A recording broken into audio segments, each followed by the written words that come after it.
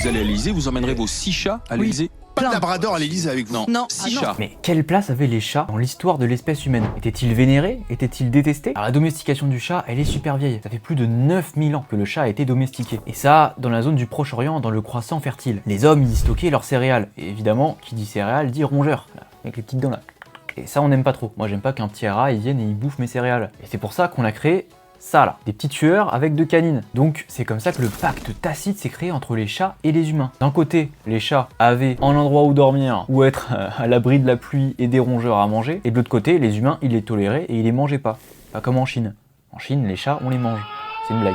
En Égypte ancienne, c'est là où il y a l'âge d'or du chat. Le chat, il devient sacré, c'est un objet de vénération. Il est associé à la déesse Bastet, qui symbolise la fertilité, la joie et la protection du foyer. Il faut savoir que tuer un chat là, c'est passible de peine de mort. Alors en fait, tu tues un chat, on te pend un arbre. C'est quand même un sacré enculé. Au Moyen-Âge, le chat aussi, il est très utile pour justement, toujours la même chose, se débarrasser des nuisibles. Mais certains chats noirs seront associés à la sorcellerie, et donc chassés. Et certains considèrent même que c'est à cause de ça, de cette chasse envers les chats noirs, et beaucoup de chats qui sont donc morts, que les rats ont pu reproliférer et que ça a peut-être pu mener à la peste noire. À la Renaissance, le chat il retrouve son ancienne image. Bon, c'est trop mignon. C'est un compagnon apprécié des lettrés et des nobles. D'ailleurs, faut savoir que le cardinal de Richelieu en possédait plusieurs et il les adorait. C'est trop choupi. Et au 18e et au 19e siècle, Baudelaire en fera pas mal de poèmes. Et donc le chat, ça devient un symbole mystérieux et de raffinement. Si tu veux plus de lumière, n'oublie pas de t'abonner, va checker Insta, va checker YouTube qui arrive bientôt et la bise.